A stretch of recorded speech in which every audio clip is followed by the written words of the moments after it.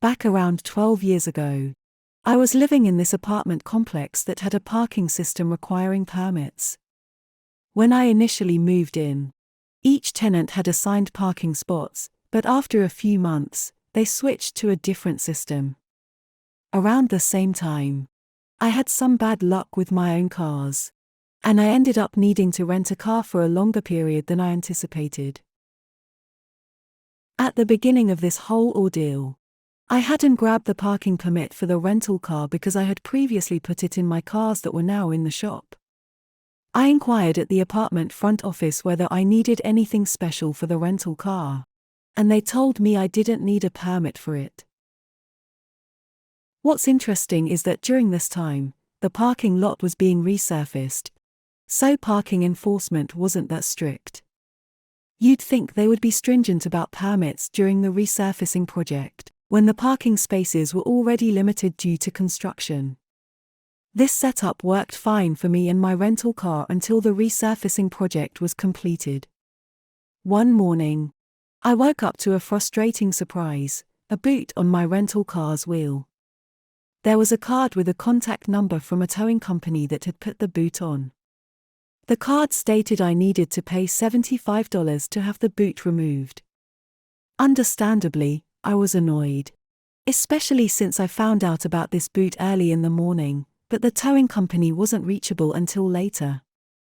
To make things worse, when I did reach out, I discovered they only communicated via text messages, which I'm not a big fan of. At this point, I was already irritated by the whole situation, and I let them know quite bluntly that I preferred not to conduct business over texts, especially with a company. This seemed to get their attention, and after some back and forth texts, their supervisor finally gave me a call. During the call, the supervisor explained why they had booted my rental car, as if I wasn't aware of the parking permit rules. I patiently explained my side of the story, which I thought was pretty straightforward. However, this took a turn when the supervisor offered me what he termed a $50 discount. I got confused because when someone says discount, I assume it means a reduction from the original price. But apparently, in their lingo, a $50 discount meant I still had to pay $50. This discrepancy annoyed me, and I sought clarification. That's when things got heated because he felt I was arguing with him over semantics. He even accused me of twisting his words, which didn't sit well with me at all. By this time, I was getting quite upset, and I told him I wouldn't pay a dime for their services. He responded dismissively, saying something like, "Good luck with that," and then suggested I call him when I was ready to pay the fine. The whole interaction left me even more agitated than before. In my effort to find a solution, I contacted the apartment management and explained the entire situation, including the towing company's uncooperative behavior. The manager remembered me coming in earlier about my parking situation and was apologetic about what happened. He then told me he'd look into it. Just a short while later, I received a call back from the manager.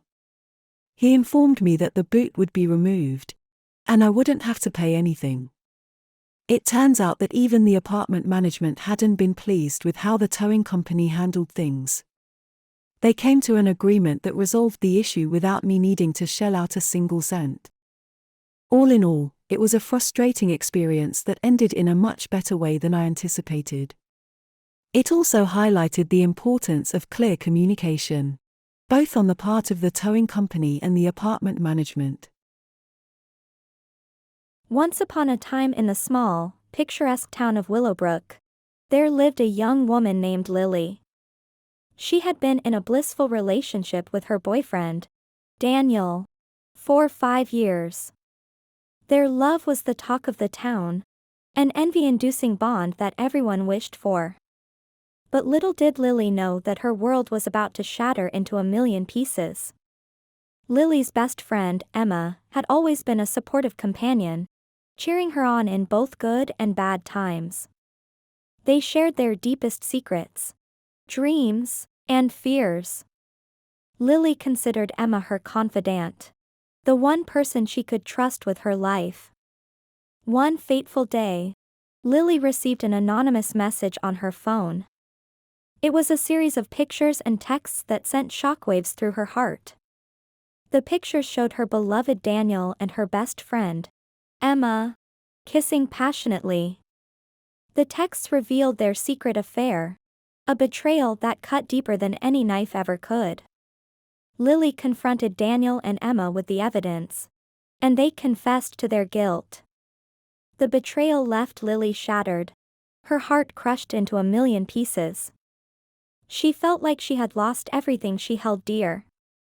In the days that followed, Lily withdrew from her friends and family. She cried herself to sleep every night, unable to escape the images of Daniel and Emma together. Her heartache was unbearable, but Lily was determined to turn her pain into power. Over time, Lily began to transform. She focused on self-improvement, dedicating herself to her studies and her career. She hit the gym regularly, shedding the weight of her sadness while gaining physical strength. Slowly but surely, she evolved into a confident, empowered woman. Meanwhile, Daniel and Emma's relationship began to crumble. Guilt weighed heavy on their conscience, and the thrill of their secret romance faded. Lily watched from afar as their love story turned into a series of arguments and misunderstandings. One day, Lily received a wedding invitation in the mail. It was an invitation to Daniel and Emma's wedding, a cruel reminder of their betrayal. Instead of despairing, Lily decided it was time for her to take control of her own destiny. She attended the wedding with her head held high, wearing a stunning dress that accentuated her newfound confidence. As she walked down the aisle, every eye in the room turned to her. Daniel and Emma were speechless as they watched the woman they had betrayed stand tall and proud. During the reception, Lily made a speech that left everyone in awe. She spoke of forgiveness and growth, of how betrayal had taught her the importance of self-worth. She wished Daniel and Emma well in their new life together, showing them that she had moved beyond their deceit. Lily's story of strength and resilience became the talk of Willowbrook. She had not only survived a heart-wrenching betrayal but had also thrived. She proved that revenge was best served not by seeking to hurt others but by rising above the pain and emerging as a better, stronger person. As for Lily, she eventually found a new love, someone who cherished and respected her. She had learned that true happiness came from within and that she was more than capable of creating her own destiny, free from the shackles of betrayal. Sarah's resurgence. It was a love that bloomed in the most unexpected of places. Sarah, an introverted bookshop owner, had spent years nestled in the comforting pages of her novels. Her world was quiet and content until the day she met Mark, a charming writer with a penchant for adventure. Mark swept Sarah off her feet with his charisma and stories of far-off places. Their love was a whirlwind, and within months, they were inseparable. Sarah's best friend, Emily, couldn't have been happier for her. But beneath the surface, a web of deceit was spinning. Mark had secrets that he kept from Sarah and Emily. Late nights spent working on his novel became more frequent, and his phone buzzed incessantly with mysterious messages. Sarah's suspicions grew, and one fateful evening, she decided to confront Mark. She discovered a hidden cache of messages that revealed the painful truth: Mark had been having an affair with a woman he met during his travels. The confrontation was gut-wrenching. Mark confessed to the affair, admitting that he had fallen in love with someone else. Sarah felt like her world had collapsed around her. Her heartbreak was compounded by the fact that Emily had known about the affair for weeks but had kept it from her, torn between loyalty to her friend and the truth. Sarah's first instinct was revenge. She plotted ways to expose Mark's deceit to the world, to make him feel the pain she was enduring. But as days turned into weeks, she began to reevaluate her choices. Instead of seeking revenge, Sarah decided to seek redemption. She focused on herself, pouring her energy into her beloved bookstore. She rekindled old friendships and discovered new passions. Sarah became a stronger, more resilient version of herself. Meanwhile, Mark's affair with the other woman began to crumble. Guilt gnawed at him, and he realized the depth of his betrayal. Emily, too, was consumed by remorse for not being honest with Sarah sooner. A year after the heart-wrenching confrontation, Sarah received an unexpected invitation. It was Mark and his lover's wedding, and Emily urged her to attend, believing it was time for closure. Sarah walked into the venue, her heart heavy with memories and emotions.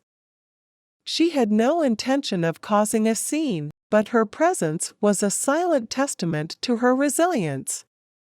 Mark and his lover exchanged vows, and Emily offered a heartfelt apology for her silence.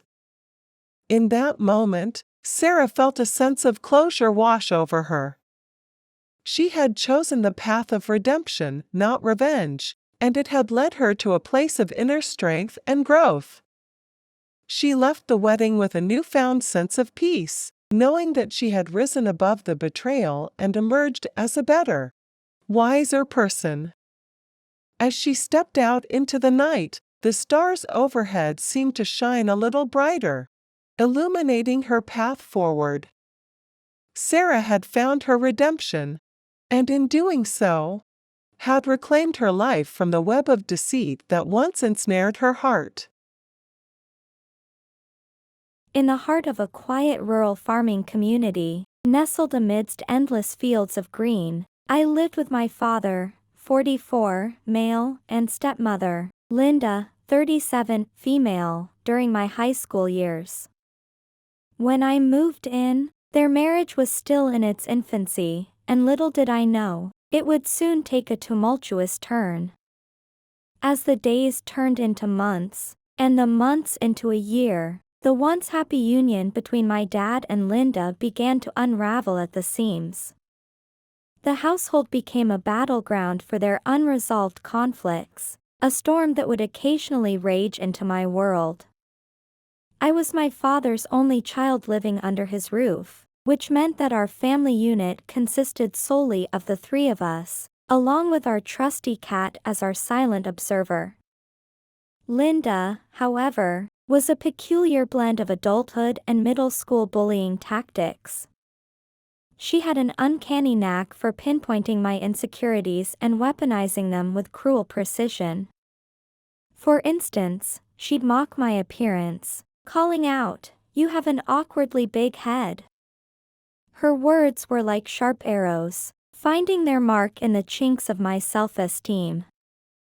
But her cruelty didn't stop there. She'd undermine my aspirations, telling me that success was out of reach and that I should set my sights low when it came to important jobs. Linda even probed into my emotional well-being, repeatedly asking whether I felt suicidal, despite my genuine lack of unhappiness. Despite the turmoil at home, I was a somewhat typical teenager. My grades were solid, my social circle was thriving, and I excelled in extracurricular activities such as chess and wrestling. It was almost as if my pursuit of normalcy was a silent rebellion against the chaos that had taken root within our household. Living with Linda was akin to sharing a roof with Matilda's fearsome headmistress, Mrs. Trunchbull.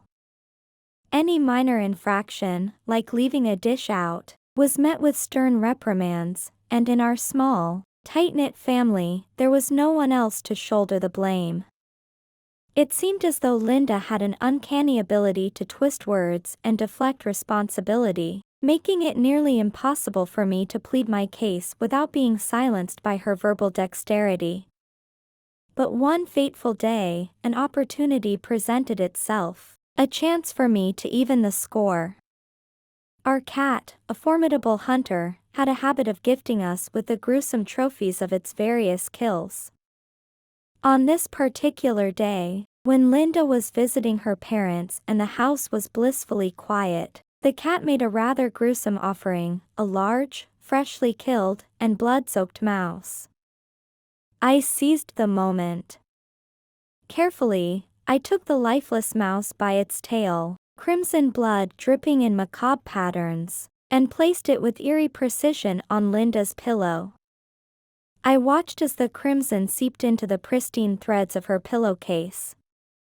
Hours later, as I idled in the yard, I heard it, a thunderous eruption of anger that filled the house. "That stupid cat!" Linda's furious voice echoed through the walls.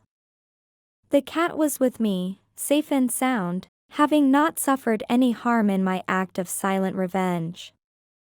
It was a symphony of poetic justice, and for the first time, I relished in Linda's fury. I never confessed to my dark deed, and in the end, the secret of the bloody mouse remained mine alone, a small victory in a household where victories were scarce.